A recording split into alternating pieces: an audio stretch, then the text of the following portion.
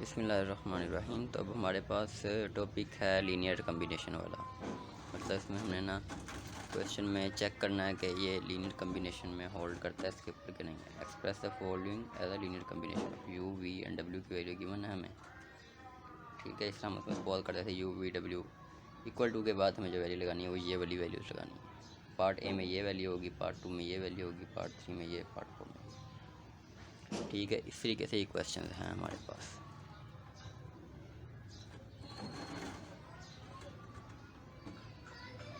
तो अब इसका हम क्वेश्चन करते हैं, कोई भी पार्ट ले लेता हूँ।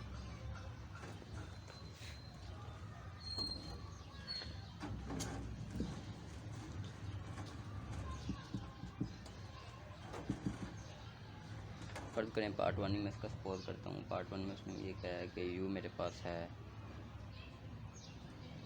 214 एंड देन वी है हमारे पास 1 -1 एंड 3। देन उसने कह दिया कि डब्ल्यू हमारे पास है 325।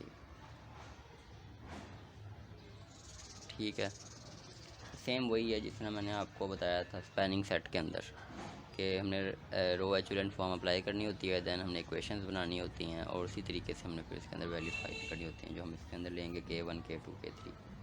फार्मूला यही था ना। डब्ल्यू फर्ज करें जो इक्वल टू के बाद की वैल्यू थी, मैं उसे सेलेक्ट कर लेता हूँ कि वो डब्ल्यू है। वो वैल्यू क्या है हमारे पास? -9 है, -7 है एंड देन -15 है, ये वैल्यू थी। तो फार्मूला हमारे पास होता है कि W is equal to K1 u कर लेता हूँ मैं, ये वैल्यूज़ ली हैं ऊपर मैंने, प्लस K2 V कर लेता हूँ, प्लस K3 ऊपर हमने W लिया था पहले। चलो अब यहाँ पे हम चेंज कर लेते हैं, इसकी जगह हम M ले लेते हैं कोई भी, क्योंकि सेम वेरिएबल ही ना होने चाहिए हमारे पास।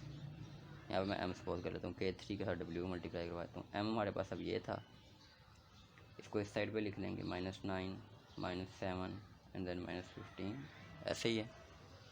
इक्वल टू के बाद K1 के साथ मैं मल्टीप्लाई करवा देता हूँ फर्स्ट टर्म को, कि जो टर्म थी हमारे पास 2 1 एंड 4, प्लस कर लेते हैं K2 को और इस टर्म ये लिख लेते हैं 1 -1 and 3 and then plus K3 कर लेते हैं हम, टर्म मल्टीप्लाई करवा देते हैं 3 2 एंड 5। अब सिंपल हमने इसको मैट्रिक्स की फॉर्म में लिखना है कि ये मैट्रिक्स की फॉर्म में कैसा लगेगा, मतलब कि लिख के। तो सिंपल मैट्रिक्स की फॉर्म है, फर्स्ट एलिमेंट सारों के रहते हैं हम 2 1 4 2 यहाँ पे हो जाएगा पहला। इसका एक और आसान मैंने जो देखी है चीज़ वो ये है कि आप इस तरीके से भी लिख सकते हैं कि जो 2 1 4 अपने जो इस तरह लिखना है ना, पहला एलिमेंट लिखना तो तरीका कर, तो ये पहला, ये पहला, फिर ये पहला, इस तरह रो वाइज।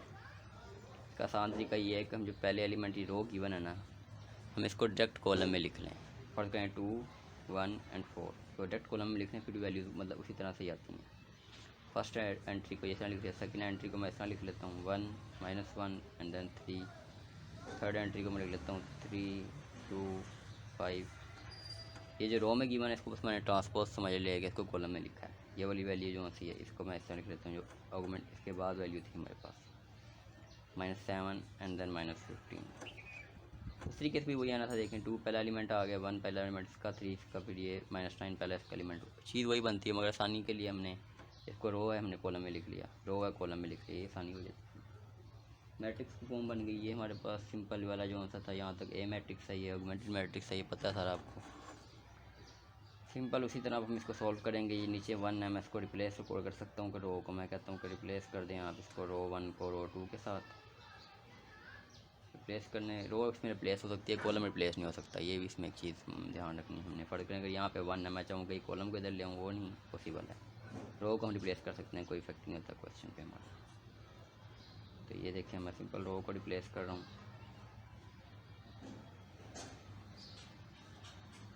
देन आगे 4 3 5 -15। सिंपल वो रो एचुरेंट फॉर्म ही अप्लाई हो रही है यहाँ पे हमारे पास हर क्वेश्चन में। सेम इस मेथड है। रो एचुरेंट फॉर्म के लिए क्या तरीकाकार होता है हमारे पास पता है आपको, कि हम रो एचुरेंट फॉर्म में क्या करते हैं। जो सबसे पहले हम जिस रो में ज़ीरोस करना है, इसके नीचे ज़ीरो करना है मैंने, सबसे पहले ये रो लिखूँगा मैं, रो 2 माइनस, क्योंकि यहाँ पे प्लस का साइन है, अगर यहाँ पे प्लस का साइन है तो यहाँ पे हमने माइनस का साइन डालना है। देन इसकी फर्स्ट एंट्री लिखनी है, फर्स्ट एंट्री 2 है, इसको मल्टीप्लाई करवा देना जिस रो के नीचे हमने ज़ीरो करना है। मैंने इस रो के नीचे 0 करना है 1 के नीचे, तो देन मैं इसको रो 1 से मल्टीप्लाई करवा दूँ। इसी तरीके से यहाँ पे रो 3 लिखूँगा क्योंकि 3 रो के कर रहा हूँ मैं ऑपरेशन। अगर यहाँ पे प्लस का साइन था यहाँ पे माइनस का साइन डाल दूँगा मैं, 4 ये वाली एंट्री लिख दूँगा एंड देन उसको रो 1 के साथ नीचे 0 कर रहा हूँ तो मैं रो 1 से मल्टीप्लाई करवा दूँ। ये एंट्रीज हमारे पास इस तरीके से बन जाएंगी। अब इसको आप रफ अमल पे सॉल्व भी कर सकते हैं किसी भी तरीके से। फर्स्ट टाइम मैं लिखता हूँ यहाँ पे रो 2 की वैल्यू एंट्री क्या थी मेरे पास, 2 1 3 -9 -2 रो 1 था, 2 से मल्टीप्लाई करवाना है मैंने रो 1 को, तो रो 1 की एंट्री क्या थी, 2 1 2 हो जाएगा, फिर -2 हो जाएगा, 2 2 4 हो जाएगा, 2 7 14 हो जाएगा हमारे पास। अब यहाँ पे माइनस का जो साइन है इस वजह से सारा की एंट्री चेंज होंगी, ये माइनस हो जाएगा, ये प्लस हो जाएगा, ये माइनस हो जाएगा, ये प्लस हो जाएगा,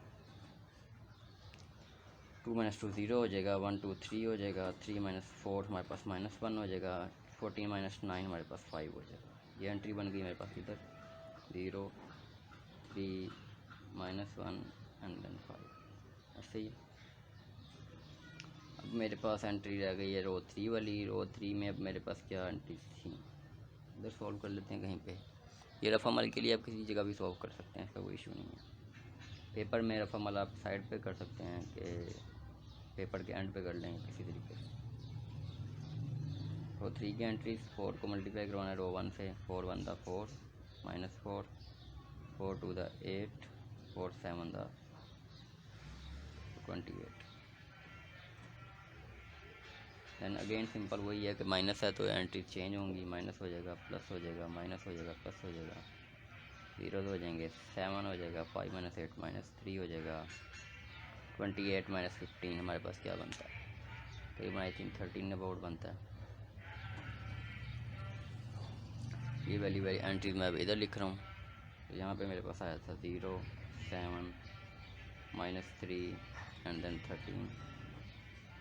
अब सिंपल क्या करना है, मैंने ये वाली जो एंट्री है यहाँ पे मैंने 1 बनाना है क्योंकि इसके नीचे 0 करना है। रो एचलन फॉर्म यही कहती है कि पहले एंट्री को 1 बनाएं देन 0 करें, सेकंड एंट्री को, ये सेकंड रो की एंट्री को 1 बनाएं जो फर्स्ट एंट्री होगी, लीडिंग एंट्री कह सकते हैं इसको, इसके नीचे 0 करें। इसको मैं 3 इसको 1 बनाने के लिए क्या करूँगा, इसको 3 से डिवाइड करूँगा। इस तरह आगे मैं अभी कर देता हूँ इसको। फर्स्ट रो तो एज इट इज ही आ जाएगी ना, फर्स्ट रो में कोई चेंजिंग नहीं है हमारे पास।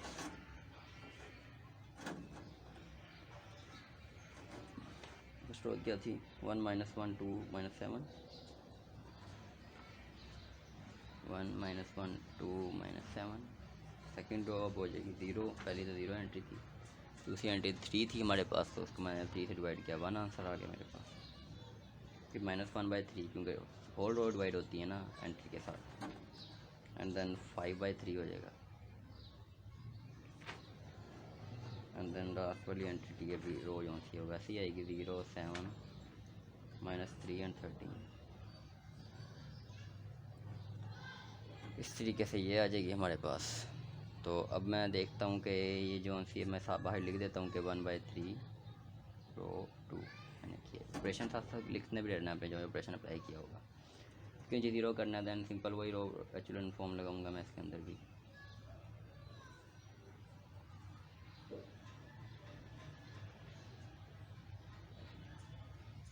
जीरो करने के लिए क्या करना पड़ेगा, वही सिंपल रो 3 जो अप्लाई हो रही है, फिर यहाँ प्लस का साइन है माइनस का साइन, देन ये एंट्री जो सी है पहली 7, मैं रो 2 के अंदर से मैं माइनस कर रहा हूँ, मतलब रो 2 एंट्री है ना मेरी लीडिंग एंट्री है, तो देन रो 2 से मल्टीप्लाई करवा दूँ। सिंपल इसको भी सॉल्व करके लिख सकते हैं हम। ये एंट्री यहाँ पे थी 0 7 -3 एंड देन 13।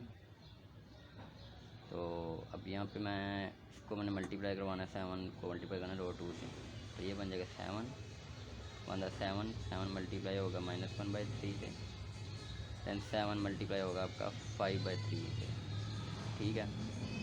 ये 5/3 से अब मल्टीप्लाई होगा, माइनस का साइन था तो एंट्री चेंज होंगी, माइनस हो जाएगा, ये प्लस हो जाएगा, ये माइनस हो जाएगा, ठीक है। ये 0 हो जाएगा, ये भी 0 हो जाएगा।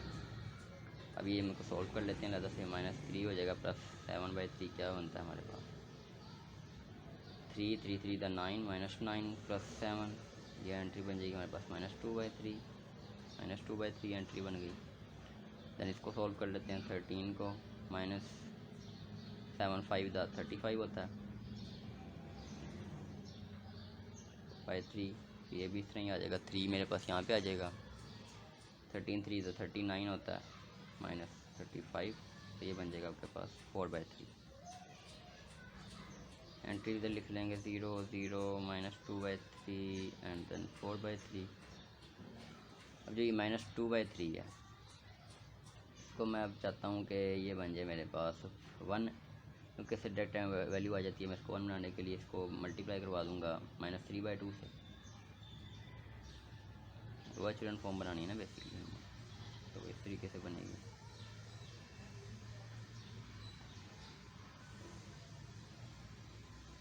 ज़ीरो ज़ीरो -2/3 की जगह यहाँ पे आ जाएगा हमारे पास 1, क्योंकि मैंने इसे मल्टीप्लाई करवा दिया -3/2।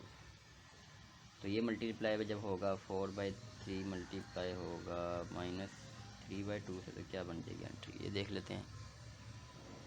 ये मल्टीप्लाई हो रही है तो ये 3 से 3 कैंसिल हो गया, 2 2 दा 4 हो जाएगा, तो -2 एंट्री बन जाएगी। ऐसे ही है, मैंने ऑपरेशन क्या अप्लाई किया, मैंने -3/2 से मल्टीप्लाई करवाया रो 3, साथ साथ लिखते रहना है ऑपरेशन का। तो यहाँ से हम देख रहे हैं कि इसको हम चाहें तो रिड्यूस एचुलेंट फॉर्म भी लगा सकते हैं, मगर एचुलेंट फॉर्म में ज़्यादातर हम अप्लाई करते हैं। तो इसमें एचुलेंट फॉर्म में ये है कि हमारे पास ये इक्वेशंस में फॉर्म में लिख लेंगे। मैं लास्ट इक्वेशन सबसे पहले लिखता हूँ ताकि हमारे पास वैल्यू आ जाए डायरेक्ट ही। K1 था, यहाँ पे K2 था, ये K3 था, मैंने सपोज किया था। अब मैं इसको K3 कह लेता हूँ। मैं कहता हूँ कि K3 की मेरे पास वैल्यू डायरेक्ट -2 आ गई है, क्योंकि ये 1 ही था ना, इक्वल टू के बाद ये वाली वैल्यू थी, ऑगमेंटेड मैट्रिक्स था यहाँ तक हमारा। इससे पहले भी हमें जो एक चीज़ चेक करनी है वो ये चेक करनी है कि हमारे पास ये होल्ड भी करता हो, मतलब कि ये यूनिक सोल्यूशन बनता हो, मतलब कि ये मैट्रिक्स है ना, इसका रैंक इसके रैंक के इक्वल हो और इज इक्वल टू हो नंबर ऑफ़ अननोन, फिर हमारे पास यूनिक सोल्यूशन होल्ड करेगा। अदरवाइज़ हमारे पास वो सोल्यूशन होल्ड करता है, इन्फानाइट मैनी सोल्यूशन करता है, या फिर हमारे पास नो सोल्यूशन करता है। इस केस में हमने चेक करना है कि रैंक ऑफ ए हमारे पास इसमें है 3। रैंक का मतलब होता है नंबर ऑफ़ नॉन ज़ीरो रोज़, इसमें कितनी है, ये भी इसमें भी कोई ना कोई एंट्री नॉन ज़ीरो है, इसमें भी कोई ना कोई नॉन ज़ीरो है, इसमें भी कोई ना कोई नॉन ज़ीरो है। 3 हो गया रैंक। ओवरऑल ऑगमेंटेड मैट्रिक्स ये है हमारे पास, ये वाली एंट्रीज को शामिल करके इसका रैंक देख लें। ये भी सारे मतलब कि नॉन ज़ीरो टर्म्स हैं कोई ना कोई रो में, तो ये भी रैंक इक्वल हो गया, equal to number of unknowns. Number of unknowns कौन से होते हैं, जो हमने यहाँ पे सेलेक्ट किए थे क्वेश्चन में, ये वाले K1 K2 K3, ये भी 3 थे, तो इक्वल टू 3 हो गया। तो मतलब कि ये हमारे पास यूनिक सोल्यूशन होल्ड करता है। तो फिर देन हमने क्वेश्चन बनानी है। अगर यूनिक सोल्यूशन नहीं है तो हम देन वो बना ही नहीं सकते। इनफाइनाइट मैनी सोल्यूशन में हमारे पास इस तरह होता है कि अगर हमारे पास नंबर ऑफ़ अननोन्स से ज़्यादा होते हैं तो फिर हम उसके अंदर क्या करते हैं कि एक किसी टर्म को हम सपोज कर लेते हैं कि इसके इक्वल है। अगर 2 हमारे पास ज़्यादा हों नंबर ऑफ़ अननोन्स, 2 टर्म को सपोज कर लेते हैं, इसी तरीके से होता है। यहाँ पे यूनिक सोल्यूशन था मेरे केस में, तो यहाँ पे सिंपल यही आंसर आ गया मेरे पास। अभी ऊपर वाली इक्वेशन में लिख लेता हूँ यहाँ पे K2 -1/3, K3 था, K3 की जगह वैल्यू पुट कर दें -2 डायरेक्ट, देन आप कर दें कि 5/3। आंसर निकाल लें यहाँ से, K2 माइनस प्लस हो जाएगा 2/3 एंड देन 5/3। अब यहाँ से K2 को आप इससे इक्वल लिख लें, उधर साइड पे ले जाते हैं हम -2/3, नीचे वाली टर्म सेम है, ऊपर वाली टर्म ऐड हो जाएंगे, 5 - 2 बन जाएगा 3/3, तो आपके पास आंसर 1 आ जाएगा K2 का। अब ये वैल्यू फर्स्ट इक्वेशन में पुट कर दें। इक्वेशन इस तरीके से बनती है कि जो एंट्रीज होती हैं ना साथ उसको लिखते हैं हम। ये पहली एंट्री K1 है, K2 K3 है, इक्वल टू के बाद ये वाली वैल्यूज़ हैं। K1 की जगह कुछ नहीं है तो मैं सिंपल K1 लिख दूँगा, K2 की जगह -1 है तो मैं -K2 लिख दूँगा। यहाँ -K2 के बजाय मैं यहाँ पे वैल्यू लिख देता हूँ डायरेक्ट 1। K3 की जगह 2 है तो मैं 2 के साथ मल्टीप्लाई करवा के वैल्यू लिखता हूँ, मतलब मल्टीप्लाई करवाना होता है बेसिकली हमने, जो टर्म्स होती है ना इसके साथ। अब मैं लिखता हूँ यहाँ पे प्लस था, यहाँ पे कोई वैल्यू नहीं थी तो प्लस में लिख देता हूँ कि 2 मल्टीप्लाई होगा K3 की वैल्यू ये थी मेरे पास -2 के साथ, इज इक्वल टू हो जाएगा मेरे पास -7। ऐसे ही है,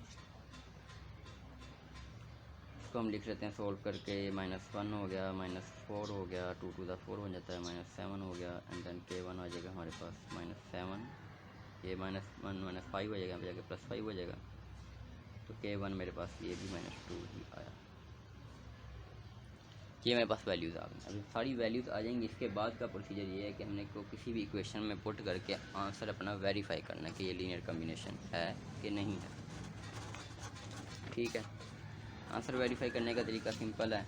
ये जो इक्वेशन बनी थी बेसिकली हमारे पास इक्वेशन है, इसको मैं इक्वेशन की फॉर्म में भी लिख सकता हूँ। वो कैसे लिख सकता हूँ, वो इस तरीके से, यहाँ पे था हमारे पास 2 1 3, मैं लिख दूँ यहाँ पे 2 K1, देन लिख देता हूँ प्लस K2 जो इक्वेशन यहाँ पे थी कोई एंट्री नहीं है, देन K2 ही आ जाएगा। 3 मल्टीप्लाई होगा K3 के साथ प्लस 3 आ जाएगा मेरे पास K3, ऐसे ही है। 3K3 हो जाएगा, देन इज इक्वल टू के बाद आ जाएगी मेरे पास वैल्यूज -9। अब यहाँ पे मैंने सिंपल क्या करना है कि मैंने वैल्यूज़ पुट करनी है और आंसर वेरीफाई करवाना है। K1 की वैल्यू मेरे पास क्या आई थी, यहाँ पे -2 आई थी, 2 मल्टीप्लाई हो जाएगा -2 से, प्लस K2 की वैल्यू क्या थी, 1 ही थी मेरे पास, प्लस 3K3 की वैल्यू मेरे पास क्या थी, प्लस 3K3 मेरे पास -2 ही था। इक्वल करवाना है कि ये दोनों वैल्यूज़ इक्वल हों, ये -9 के इक्वल आए। 2 - 2 -4 प्लस 1 3 2 6 -6 इक्वल टू -9, ठीक है। यहाँ पे अब देख लें आप -4 -6 -10 बनता है +9, मतलब -10 में से अब 1 माइनस करेंगे तो -9 ही आंसर आएगा आपके पास। देन ये -9 ये इक्वल प्रूव हो गया। ये लास्ट स्टेप है हमारा क्वेश्चन का कि इक्वल प्रूव होगा तो हम ये कहेंगे कि हैंस ये लीनियर कम्बिनेशन बनता है। अगर इक्वल प्रूव नहीं होता तो हम कहेंगे कि लीनियर कम्बिनेशन में नहीं है। सिंपल। इसी तरीके से आपने सारे क्वेश्चन आगे सॉल्व करने हैं। ये जो यहाँ पे क्वेश्चन है, पहले पार्ट के सारे क्वेश्चन इस तरह पहले बताया इक्वल टू के बाद की वैल्यू सपोज करके ये अपने यू वी डब्ल्यू हमेशा यही रहेगा, तो ये सारी वैल्यू इस तरीके से हो जाएंगी। यहाँ पे भी इस तरह ही है कि ए बी की वैल्यू मैट्रिक्स की ये बना हमारे पास। मैट्रिक्स के लिए भी सिंपल ही है कि आप इस तरीके से कर सकते हैं मैट्रिक्स को सॉल्व के। ए हमारे पास मैट्रिक्स की बना ना, और करें कोई वैल्यू की बना 4 0 -2 इस तरीके से। बी हमारे पास कोई वैल्यू की बना 1 -1 and then 2 and 3 values given है ना। सी हमारे पास वैल्यू गिवन है कोई 0 2 1 4। लिखने का तरीका इसका भी सिंपल ही है। इक्वल टू के बाद की वैल्यू पार्ट ए में मेरी कह रहा है, मैं आपको इसमें तरीका बता देता हूँ कि लिखना किस तरीके से, बाकी सॉल्व आगे वैसे ही होगा। 6 -8 -1 -8 इस तरीके से लिख दिया हमने। ये इक्वल टू के बाद की वैल्यू, ये इक्वल टू के पहले की वैल्यू है इस साइड पे, तो सिंपल ही है। फर्स्ट एंट्री लिख लेनी है अपने, फर्स्ट करें वही वो formula m is equal to K1 A में मल्टीप्लाई करवा देता हूँ प्लस K2 B मल्टीप्लाई करवा देता हूँ। तो ठीक है, अब इसके बाद इस तरह ही मतलब मल्टीप्लाई करवाएंगे। K2 B1 का मल्टीप्लाई होगा, देन आपके साथ पास K3 हो जाएगा मल्टीप्लाई C के साथ, ऐसे ही है ना। B1 के साथ नहीं, मतलब सिंपल B के साथ मल्टीप्लाई होगा, K3 C के साथ मल्टीप्लाई होगा के पास। ठीक है, एंट्री वही लगा देता हूँ मैं यहाँ पे, ये मैट्रिक्स लिख देता हूँ 6 -8 -1 -8 ये एंट्री थी हमारे पास। And then is equal to के बाद ये वाली एंट्री थी हमारे पास, वो जो हमारे पास मैट्रिक्स की फॉर्म में थे। K1 मल्टीप्लाई हो रहा था अंदर, ठीक है। A के साथ मल्टीप्लाई हो रहा था 4 0 -2 इस तरीके से ही हो रहा था। प्लस कर लेते हैं हम, जब K2 मल्टीप्लाई हो रहा था B के साथ 1 -1 2 3 प्लस कर लेता हूँ मैं K3 मल्टीप्लाई हो रहा था C वाली एंट्री ले लेता हूँ यहाँ पे 0 2 1 एंड 4। अब इसको ही मैट्रिक्स की फॉर्म में लिखने का एक आसान तरीका है, वही वाला जो मैंने आपको बताया करो कॉलम्स में लिखना है। इसमें हमने सिंपल क्या करना है कि हमने ना ये जो एंट्रीज है ना हमारे पास ये वाली इस तरीके से 4 0 -2 इस तरीके से हमने इनको कॉलम में लिखना है। वैसा तरीका यही है कि आप फर्स्ट एंट्री लिखें ये वाली 4 प्लस K2 की फर्स्ट एंट्री लिखें इक्वल टू प्लस K3 की लिखें इक्वल टू के बाद ये वाली वैल्यूज़ लिखें। तरीका कार वही है, और आसान तरीका जो मुझे लगता है वो यही है कि आप इसको डायरेक्ट कॉलम में लिख सकते हैं। 4 में लिख लूँ यहाँ पे, देन लिखूँगा 0, देन लिखूँगा -2, देन लास्ट में -2। पहली एंट्री होगी, दूसरी वाली 1 -1 2 and then 3। Third entry 0 2 1 and then 4। Equal to के बाद वाली एंट्रीज 6 -8 -1 -8। ये ध्यान रखना तरतीब इस तरह होनी चाहिए, फर्स्ट सेकंड थर्ड फोर्थ इस तरीके से तरतीब होनी चाहिए। ये आपके पास सिंपल है, वही मैट्रिक्स बन गया। अब आप वही जो मैंने पिछला ऑपरेशन करवाया वही अप्लाई करेंगे सिंपल। इसको मैं पहले 1 बनाऊंगा, इसके नीचे एंट्री 0 करूँगा, फिर ये वाली एंट्री को 1 बनाऊंगा, इसके नीचे 0 करूँगा, फिर इसको 1 बनाऊंगा, इसके नीचे 0 करूँगा। हमारे पास पेरेंट पे मैट्रिक्स बच जाएगा। फिर उसका हम रैंक चेक करेंगे कि रैंक क्या बनता है कि ए मैट्रिक्स का रैंक ऑगमेंटेड मैट्रिक्स के रैंक इक्वल है, equal to number of unknowns है। दैन यूनिक सोल्यूशन अगर होल्ड करता है तो हम फिर उसके ऊपर अप्लाई करेंगे कंडीशन, वही लगाएंगे, इक्वेशन बनाएंगे। इक्वेशन में K1 K2 K3 की वैल्यूज़ निकलेंगी। फिर वैल्यूज़ को हम इस इक्वेशन के अंदर, जो मैंने ये इक्वेशन, ये बेसिकली इक्वेशन है, इसको मैं इसलिए कैसे भी लिख सकता हूँ कि 4k1 प्लस k2 0 k3 तो 0 इज इक्वल टू 6। ये इक्वेशन इस तरीके से भी लिखी जा सकती है। तो इस तरह की इक्वेशन में वैल्यू पुट करूँगा, जब k1 और k2 की जो इसके इक्वल आएगा, तो अगर इक्वल आ रहा होगा तो हम कहेंगे ये लीनियर कम्बिनेशन है, अगर नहीं आ रहा होगा तो हम कहेंगे लीनियर कम्बिनेशन नहीं है। सारी बात है, इस तरीके से हमारे सारे क्वेश्चन सॉल्व होंगे। और जो सा इसका पार्ट सी है वो भी अगर आप देखें तो वो तो बिल्कुल ही सिंपल है, सिंपल पार्ट ए की तरह ही है।